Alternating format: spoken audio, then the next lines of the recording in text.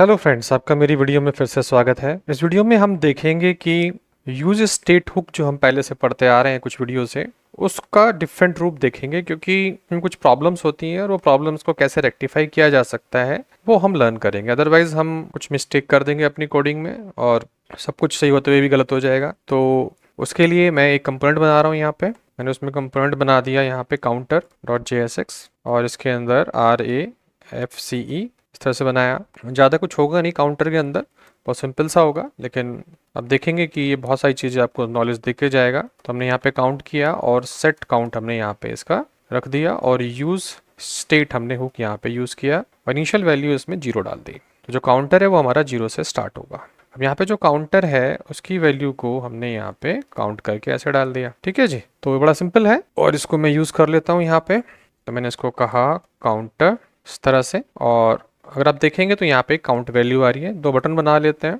ताकि हम उसको इंक्रीमेंट डिक्रीमेंट कर पाएँ। तो उसके लिए यहीं पे इसके अंदर थोड़ा सा चेंज कर लेते हैं। तो एक बटन यहाँ पे बना लेते हैं, हमने कहा बटन, और यहाँ पे हमने इस बटन का नाम रख दिया, हमने कहा इसका डिक्रीमेंट, और एक हमने बटन नीचे बनाया है यहाँ पे और इसका नाम हम रख देंगे यहाँ पे इंक्रीमेंट, लाइक दिस।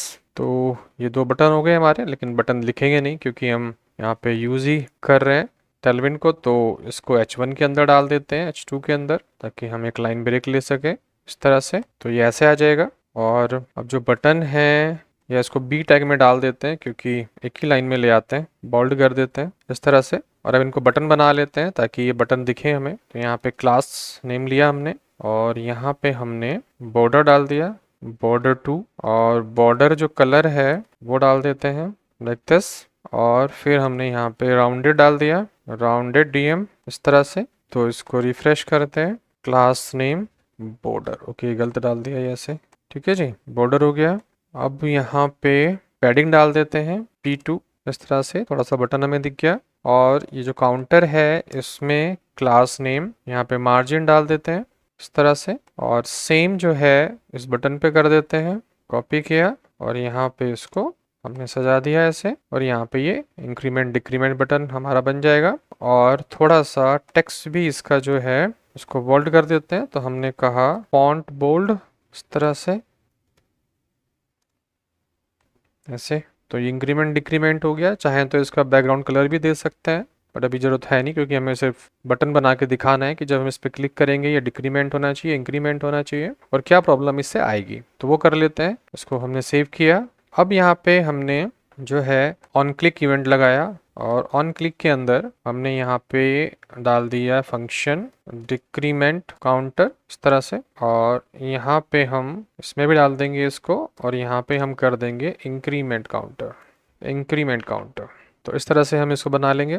अभी ये जो 2 फंक्शन हमने बनाए हैं इवेंट वाले, अब इनको बना लेते हैं, फिर हम आपको दिखाएंगे कि क्या प्रॉब्लम यहाँ पे आ सकती है। अब सपोज करें हमने यहाँ पे पहले इसको बनाया डिक्रीमेंट को, डिक्रीमेंट काउंटर, और यहाँ पे हमने सेट काउंट कर दिया और इसको हमने काउंट प्लस काउंट -1 कर दिया। फिर ऐसे ही हमने एक और फंक्शन बनाया, इसको इंक्रीमेंट कर देते हैं और इसको हमने प्लस कर दिया। ट्राई करते हैं कि चल रहा है नहीं चल रहा है, कैसा चल रहा है। हमने इस पर क्लिक किया तो देखो माइनस में जा रहा है, इस पर क्लिक किया तो ये प्लस में जा रहा है। नॉर्मली काम कर रहा है। प्रॉब्लम ये नहीं है, प्रॉब्लम ये है कि अगर मैं चाहता हूँ कि इस इंक्रीमेंट को मैं इंक्रीमेंट 5 कर दूँ, मतलब मैं चाहता हूँ कि ये मेरा इंक्रीमेंट 5 हो जाए, तो मैं इस पर लिख देता हूँ इंक्रीमेंट +5 ऐसे। अगर मैं ये चाहता हूँ कि जब भी मैं इस पर क्लिक करूँ तो ये +5 हो जाए, जैसे सपोज करिए यहाँ पे हमने इसको करा 0, जैसे मैंने इस पर क्लिक किया तो ये +5 होना चाहिए। +5 के लिए क्या कर सकते हैं, तो सिंपल सा तरीका है कि भाई हमने यहाँ पे इंक्रीमेंट में 5 कर दिया, तो ये हमें हर बार 5 करता रहेगा, कोई प्रॉब्लम नहीं है। लेकिन ऐसा ना करके अगर हमने कुछ और कर दिया, मतलब हमने सपोज करो ऐसे किया और हमने इसको 5 टाइम ++ कर दिया ऐसे, सेम है। अगर आप देखेंगे तो कोई प्रॉब्लम तो है नहीं। हमने 5 टाइम 1 प्लस कर दिया, फिर इसको रिफ्रेश किया। अब आप देखेंगे जब मैं इस पर क्लिक करूंगा तो ये 5 प्लस नहीं कर रहा है, दिख रहा है, ये नॉर्मल 1 ही कर रहा है। अगर आपको दिखेगा तो देखो ये 1 कर रहा है, 5 कर ही नहीं रहा। लेकिन हम तो 5 करना चाह रहे थे, यहाँ से दिख गया होगा आपको कि हम 5 करना चाह रहे हैं, लेकिन ये 5 हो नहीं रहा।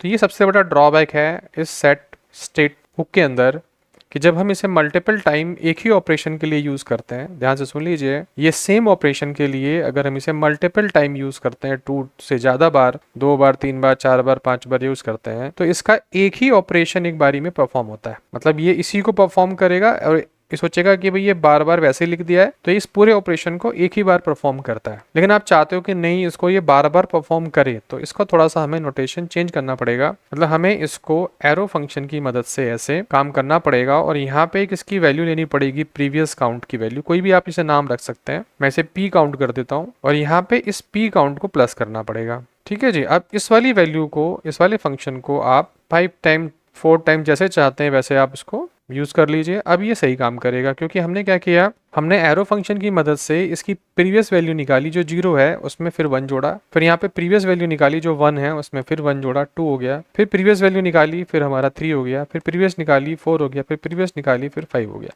तो ये इस तरह से एरो फंक्शन की मदद से सही काम करता है। तो ये जानने की बहुत ज़रूरत होती है कि अगर आप यूज स्टेट हुक को यूज़ कर रहे हैं तो आपको इस तरह से यूज़ करना भी आना चाहिए कि अगर कोई टास्क आप मल्टीपल टाइम रिपीट कर रहे हैं इसके अंदर, तो ये उसको एक ही बार परफॉर्म करेगा अगर आप उसकी प्रीवियस वैल्यू को यूज़ नहीं कर रहे हैं। अब देखिए, अब ये वैसे ही काम करेगा जैसे मैं प्लस कर रहा था। मैंने क्लिक किया 5 10 15, ये देखिए अब ये क्योंकि प्रीवियस वैल्यू को यूज़ कर रहा है और उसमें इंक्रीमेंट कर रहा है, तो इसलिए ये इसे पता है कि भाई अब मुझे 5 टाइम एग्जीक्यूट करना है। अदरवाइज अगर मैं इसको बिना एरो फंक्शन के यूज़ करूँगा तो ये सारे ऑपरेशंस को एक ही बार एग्जीक्यूट करेगा, मल्टीपल टाइम एग्जीक्यूट नहीं करेगा। ये ड्रॉबैक्स है थोड़ा सा, रिएक्ट के अंदर मान सकते हो या यूज स्टेट के अंदर मान सकते हो। तो ये ही मुझे इसमें बताना था कि प्रीवियस वैल्यू जो डिफाइंड है यहाँ पर, उसको यूज स्टेट में कैसे यूज़ कर सकते हैं। तो ये प्रीवियस वैल्यू है, जो काउंट की वैल्यू है 0, उसको कैसे यूज़ किया, हमने 1 इंक्रीमेंट किया, फिर नेक्स्ट टाइम फिर एक और 1 इंक्रीमेंट किया, फिर नेक्स्ट टाइम 1 इंक्रीमेंट किया। तो ये यूज स्टेट की प्रीवियस वैल्यू को यूज़ करके हमने ये चीज़ सीखी कि यूज स्टेट हुक को किस तरह से ऑप्टिमाइज तरीके से यूज़ किया जा सकता है। अगर आपको वीडियो अच्छी लगी हो तो लाइक कर दीजिएगा, चैनल को सब्सक्राइब कर लीजिएगा। वीडियो देखने के लिए धन्यवाद।